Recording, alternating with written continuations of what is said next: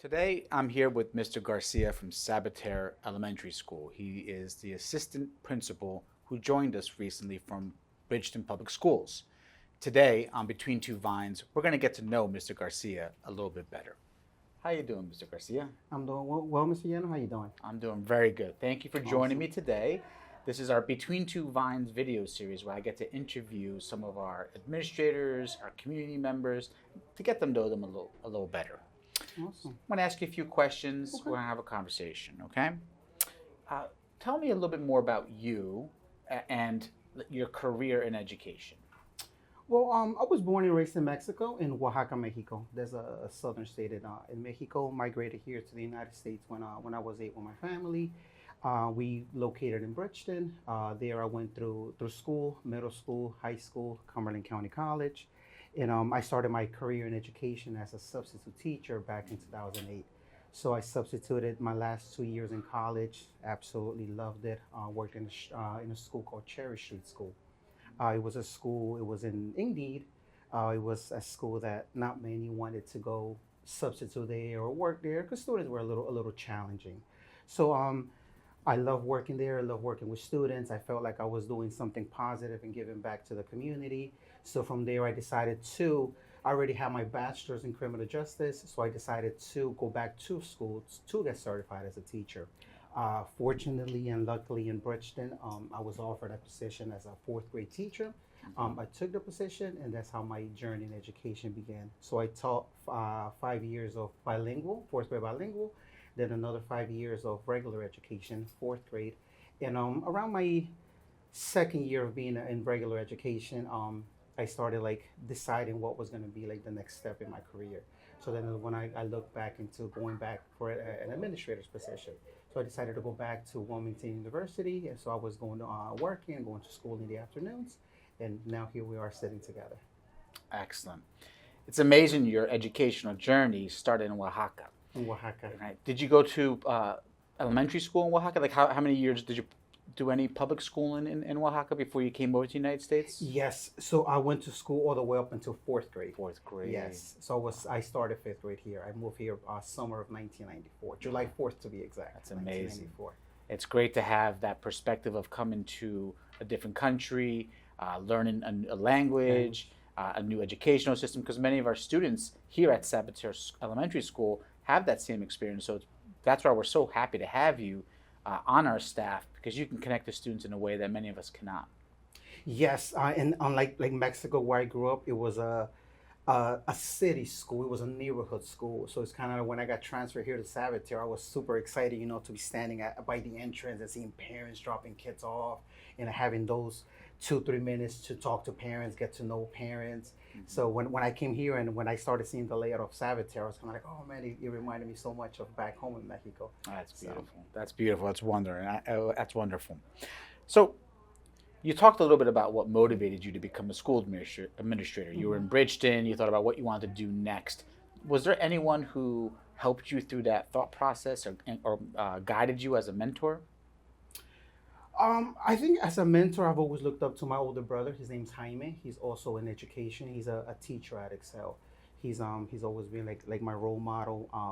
My parents as well. My dad worked in a farm his whole life. He just retired about a year ago. My mom worked in a factory her whole life.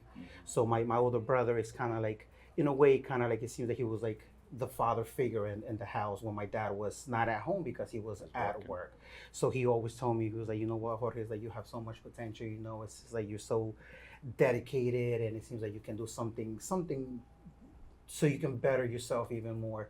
So I felt that throughout my whole journey, even to today, sometimes when I need like a tip or something that is happening, I always reach out to him. So he definitely is my role model. Wow, that's wonderful. Jaime sounds like a great guy. He is a a great brother. guy. Right? Yes, he is.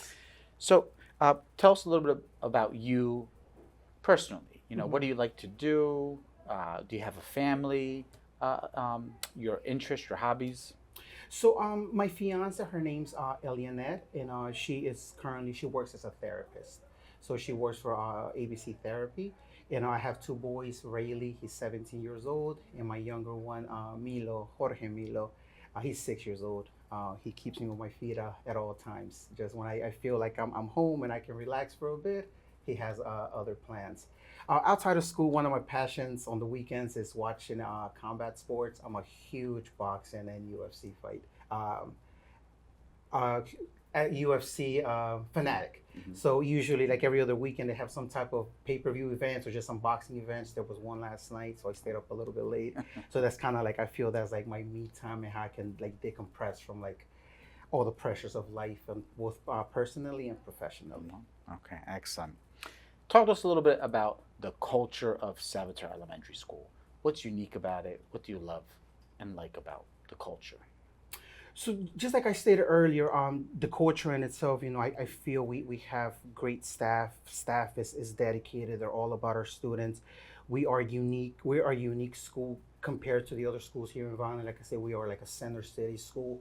Half of our students, they walk to school every morning. The other half, they get bused. But for the most part, like our students, they live within like the surrounding mile of the school.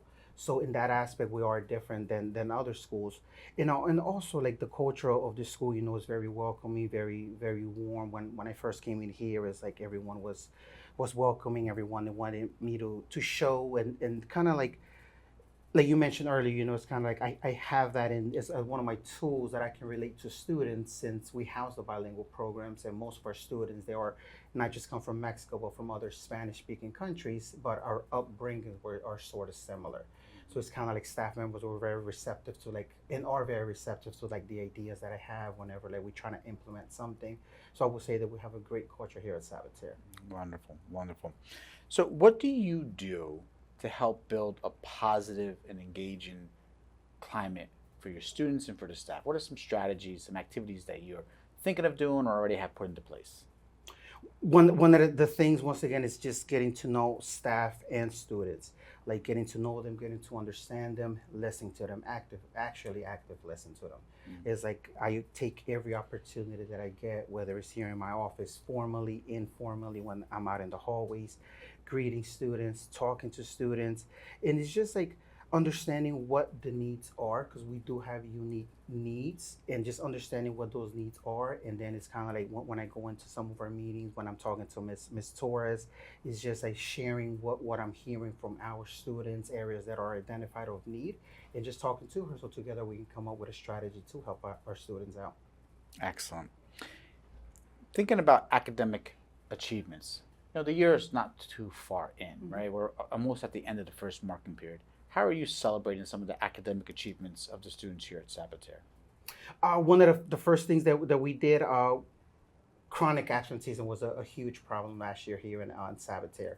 So together we got like this dream team of teachers, guidance counselors. So we started like implementing different strategies because if students are not here, like how can they learn if they're not here, right? Mm-hmm. So it's kind of like what are we gonna do as a learning community? What can we do to make sure that our students are coming here to the building? So I am very happy and pleased to say that in the first 2 months, our absenteeism rates are down from where they were a year Excellent. ago.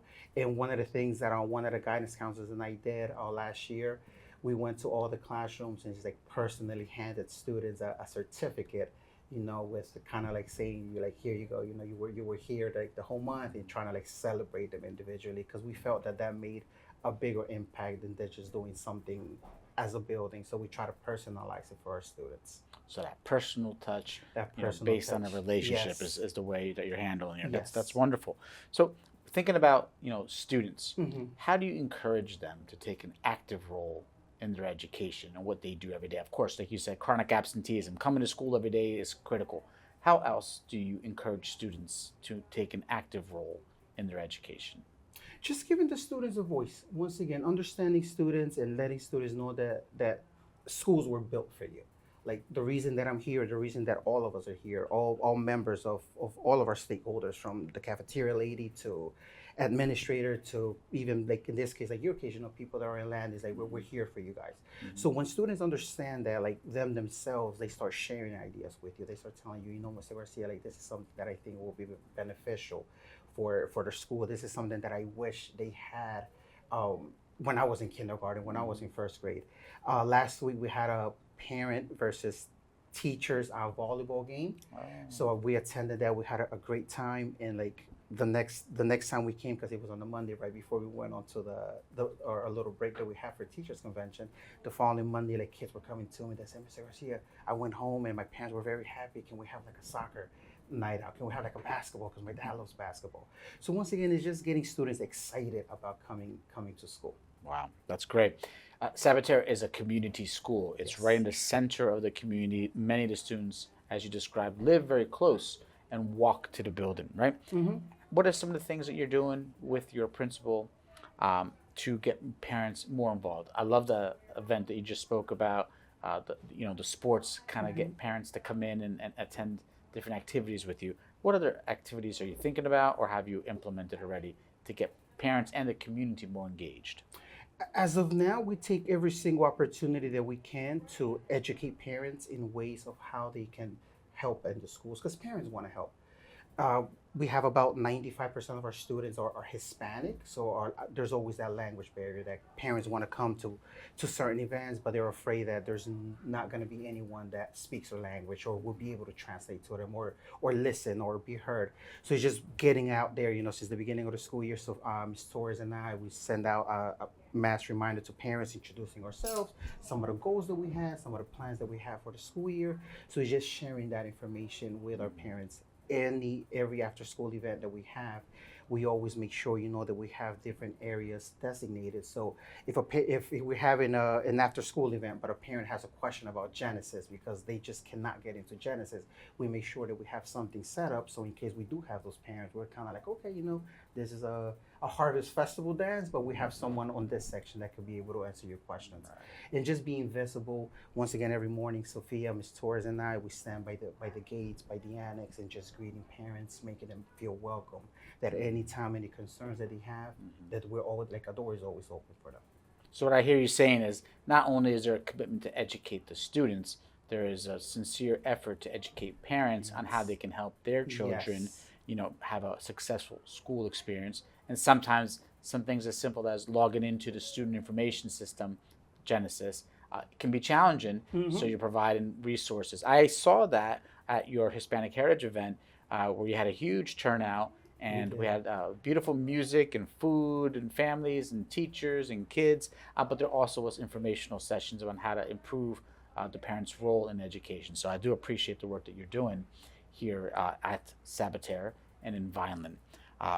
Mr. Garcia, it's a pleasure to talk to you today. I look forward to your work that you're going to continue to do here as you just become a great role model for all of our boys and girls, and they can see a successful young man here doing and sharing with the community. Thank you.